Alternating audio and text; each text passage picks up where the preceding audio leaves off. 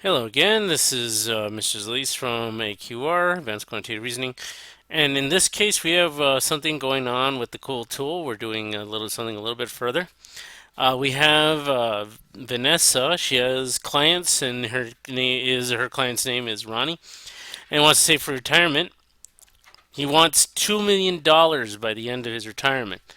And so he has a couple of parameters that he can go ahead and follow. These three right here. So the number of years to save is from 20 to 40. Number of compounding periods is annually, quarterly, monthly, weekly, and daily. So 1, 4, 12, 52, and 365. And the interest rates are from 2.77 to 2.23.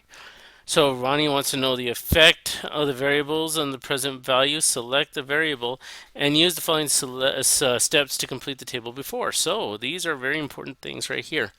So first thing, number one, we start with the minimum value of your variable. Number two, use the average value of the other variables that have parameters. So we're going to go ahead and go right here. So you look at everything right here that has parameters. And we have the number of years to save is 20 to 40. So the average of 20 and 40 is 30. That's the average. Then when the number of compounding periods, and all of this right here, well, the average happens to be 12 because it's right in the middle. And then the average of these two numbers is actually 4. And so that's our averages. And this is the way this is going to work. So let's wait on that. Calculate the present value of the investment. Decide the next value of your variable to test and repeat the process for the total of 5 different values. So we're going to grab this right here. I'm going to put this paper to the side. I'm going to use my calculator to help me out with this work. So first things first, what you're going to see on this video. Let me go ahead and make this big so that we can see everything. The things that we're looking at were time. We're also looking at interest. And we're also looking at the compounding, which is little n. Now, on this one, we're going to go ahead and use the variable value, which is going to be number of years, which is time. So number of years, which is time. So this one is going to be whatever we want it to be, which was right there. Now since we're using fixed averages, this is going to be 4. And n, which is right over here, which is going to be 12. So that's what we're going to use. Now we have our smallest value, which is 20. And then we have our largest amount of years, which happens to be 40. The average between these two is 30, so that's right in between. And the average between 20 and 30 happens to be 25. And the average between 30 and 40 happens to be 35. And this is what we're going to do with this information. Whoops.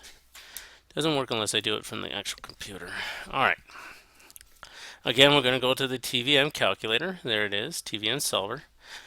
Now, we have the number of years, which is basically going to be 20 times the number of periods in 1 year, so that's 12, because this is now monthly. The I is going to be 4. PV, don't need to worry about that yet, and the FV is 2 million. And then this right here happens to be 12. Then we hit alpha, enter. So that's going to be 899,854.28. Then we do this again, this time with 25 years. Now on this one, we actually have to change our big N. So watch, we have to type in 25 times 12. And that's 30 now, 300, sorry, not 30. Then we do the same thing, alpha, enter, which is now 736,983.45. That's how much. Now you notice right here that it says percent change in present value. So this is how you do it. You always take the second value. Let me put it with something that you can see a little bit more easy. You always take the second value, you subtract the first value, and divide by the first value. And then you also take these numbers and you multiply by 100 to get a percentage. So let's go ahead and do this really fast. So we're taking 736983.45. I should make this a little bit easier to see. 45 minus 899854.28 and divide that by 899854.28. This comes out to be approximately 18% after you multiply by 100. And I should say negative 18%. So you do that with the next one and so on and so forth. Now, we also have to go ahead and do this with the other ones. So now for this one, instead of compounding, we're going to instead of time, we're going to be doing this for compound. Now our n is going to be changing. Our I is still going to be 4, and our time is now going to be 30, because that's the average. So now we have to do this. 30 times 1, as you can see, comes out to be just 30. Then our I is still 4. But when we come here, we have to come down to py/cy and change that to 1, because the compounding period's a 1. Then you hit alpha, enter for this. So now it's 616637.34. Then you do this again, 30 times 4, and you change these to 4.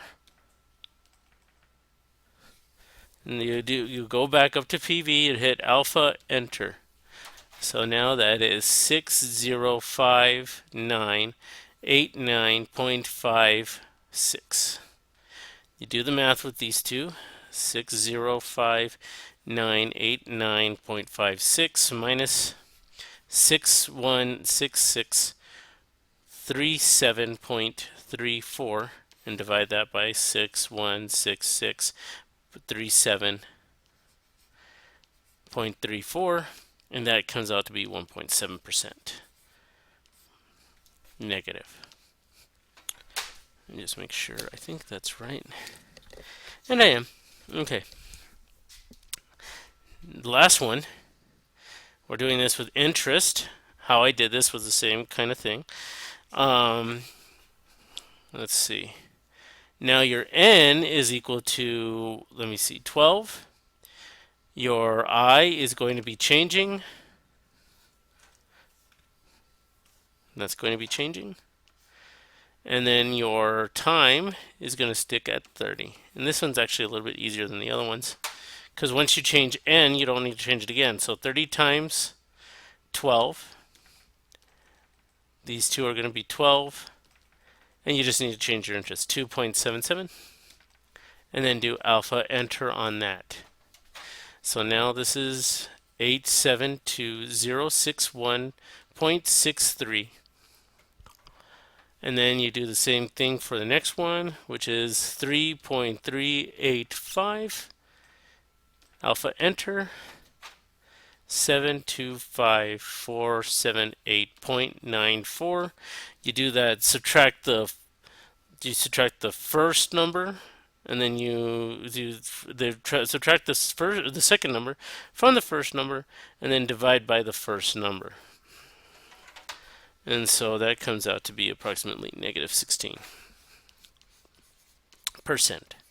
So you see, this is how everything works. You're going to be doing this. The questions are basic. Overall, what is the impact on the present value does each variable have?